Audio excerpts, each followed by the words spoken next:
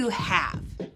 No, I'm not talking about the money you have in your piggy bank, or how full your closet is, or even whether you own the latest gaming system.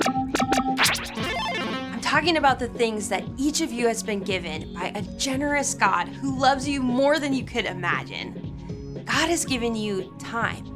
Time that you can waste, or time that you can use wisely. Sure, I can help for an hour. Be right there. God has given you words. Words you can use to hurt someone. I cannot believe you! Or to make someone stay. Way to go, you rocked it! God has given you unique talents and abilities. Gifts you can ignore, or gifts that you can grow. Yes, God has trusted you with so much, and He's with you every step of the way to help you use it wisely. When you show that you truly can be trusted with what is expected of you, others can see God at work in you. And that's why responsibility is an amazing way to worship God with your life. Because worship is about more than just singing loud. It's all about living loud.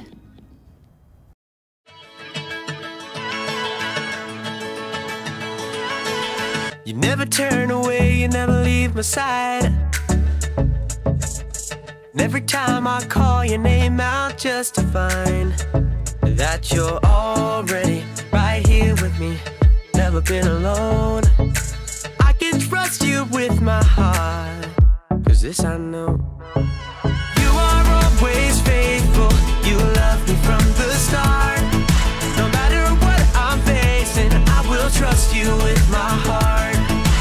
You are more than able to lead me through the dark.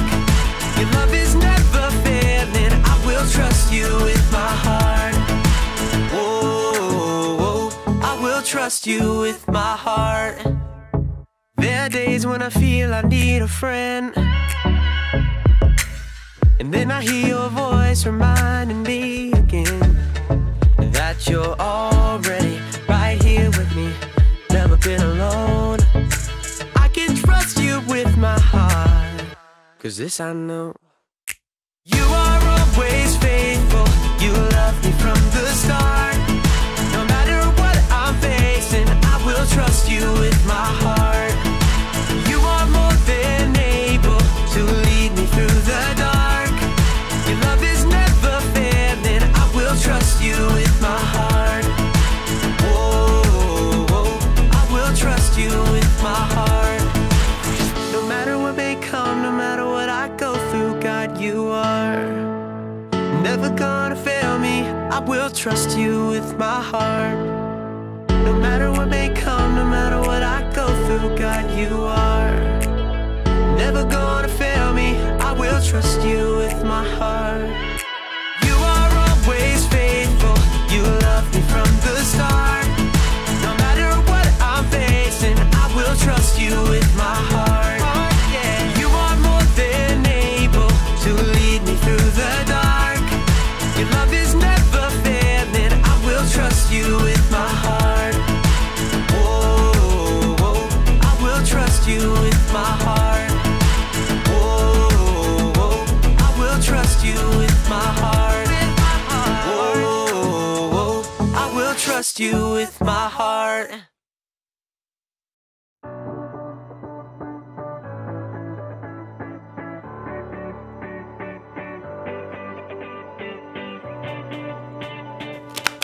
Everybody, my name's Erica, and if you're like me, you love playing games! I love sitting around a table with my friends and family, playing card games, board games, or any kind of game. I just got a new game in the mail today. Duga Pioneers! But I'll have to wait just a little bit, because if you're also like me, you can't play a game until you know how. I feel like I owe it to the designers of this game to learn all the rules so I can play the game the way it's designed to be played. It's my responsibility. Responsibility is showing you can be trusted with what is expected of you. So let's check out these rules. The Doja, Duga, Doge, Doje, Doja Pioneers Instruction Manual. Rule number 1. Each player should roll the enclosed red die To determine who goes first, the person who rolls the highest odd number should be the first player to begin the adventure. The person who rolls the lowest even number should draw a standard utility card. If the card is beige, they should go second. If the card is fuchsia, they should go last. If the card is orange or gold, all dice rolls are null and void, and the process should be repeated from the beginning. Okay. Rule number 127. Should you run out of standard utility cards or action cards, you must pause the game until more cards are ordered, and cards can be purchased from the website listed below. Expected delivery can be 8 to 10 business days. Oh, this is exhausting. I get it. We need a lot of rules. Rules are important in the games and in life. But we'll learn in today's story. Maybe the rules don't have to be so complicated. Let me just pull this back to where it, excuse me, sorry. The Bible. It's 66 books of history, stories, letters, and poetry that fit together to form God's one big story. The epic adventure of how He created us and loves us so much that He made a way to rescue us. As we travel through the Bible, from Genesis to Revelation, we discover people who met God and found their lives changed forever. Now, for an amazing story, inspired by the book of Matthew, chapter 22, verses 36 through 40. The book of Matthew, the very first book in the New Testament, was written by, you guessed it, Matthew. Now, even though he was a tax collector and disliked by others, he became one of Jesus' followers. And years later, he wrote an eyewitness account of the things that Jesus said and did. For example, he tells us of the day that the religious leaders tried to trap Jesus with a trick question. Teacher, which is the most important commandment in the law? The religious leaders followed 613 different laws. They wanted Jesus to pick just one law so Jesus would get in trouble for leaving out the other 612 laws. But Jesus didn't fall into their trap. Instead, he took this opportunity to show everyone that following God doesn't have to be complicated. Love the Lord your God with all your heart and with all your soul. Love Him with all your mind. This is the first and most important commandment. And the second is like it. Love your neighbor as you love yourself. Everything that is written in the law and the prophets is based on these two commandments. Now, Jesus wasn't saying that the other 611 laws were wrong. He was only saying that if you look at every choice in your life through the lens of loving God and loving others, you won't go wrong. If you love God and love people, you will fulfill all the other laws. It's truly that simple. Often, it's in our darkest times that we find the most amazing opportunities to show love to others. In the past year, due to COVID-19, we've seen a lot of people put themselves on the line to help others. Doctors, nurses, medical workers. But we've also seen grocery store cashiers and delivery workers put themselves at risk of getting sick. So each of us could have the food and supplies we need. That's love in a big way. And you know what? Young people and kids have stepped up too. In Reno, Nevada, a college student named Jade Powell recruited a few friends to help elderly people buy their groceries during the pandemic. Within a few days, the idea took off. More and more volunteers jumped in to help shop and drop off groceries on the doorstep of older individuals. Within weeks, shopping angels reached all 50 states and other countries too, all because one student saw a need and chose to stop and show God's love. Sometimes showing love to others only takes a few minutes. In Columbus, Ohio, Taryn, who is 9, and Calliope, who's 6, knew their elderly neighbor loved classical music. Because she was in isolation and couldn't go out, they took a concert to her front porch. For 30 minutes, they played a private cello concert just to brighten her day. It was a simple and amazing way to show love to others. Let's look at one more story. In Portland, Oregon, a high school junior named Julia Lynn quickly realized that with school closed, some kids and families would not be able to get enough to eat.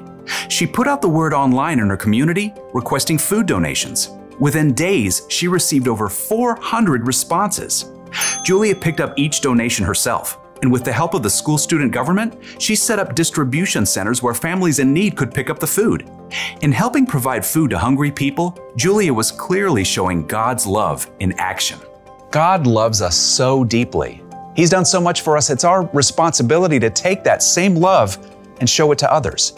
As Paul reminds us in the book of 1 Timothy, "Don't let anyone look down on you because you are young. Set an example for the believers in what you say and in how you live. Also, set an example in how you love in what you believe." don't wait for somebody else to go first. Now is your time.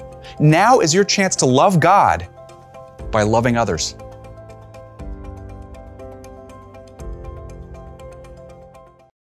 Hey, have you ever noticed how many rules there are in life? Look both ways before crossing the street. Hey, you! Look both ways before crossing the street! No talking in class. No talking in class. Children, no talk. You can't say something nice? Don't say anything at all. If you can't say anything nice, don't say anything at all. When you read the Bible, you'll see even more. There are hundreds of rules and commandments from God in here. And learning all of them would be really complicated, even if you studied them your whole life. But here's the good news. It doesn't have to be so complicated. Jesus said that all God's commandments, all of his rules, are based on just two. Rule number one, love the Lord your God with all your heart and with all your soul. Love him with all your mind. And the second is like it. Love your neighbor as you love yourself. Love God, love others. It's so simple. When you follow that rule, all the other rules are taken care of. After all, you're not always gonna have the rule book with you. So when you're in a situation where you're not sure what the rules are, just ask yourself, how can I love God through this? Or, am I loving other people? That should help keep you in the game. So here's the one thing to remember today. This is the most important rule for life. Love God, love others. Because really, it's more than just a game. If you follow Jesus, then loving God and loving others is your responsibility. But it's up to you. You can make it complicated, or just keep it simple. Yummy. Eatsy, eatsy, eatsy. See you next time.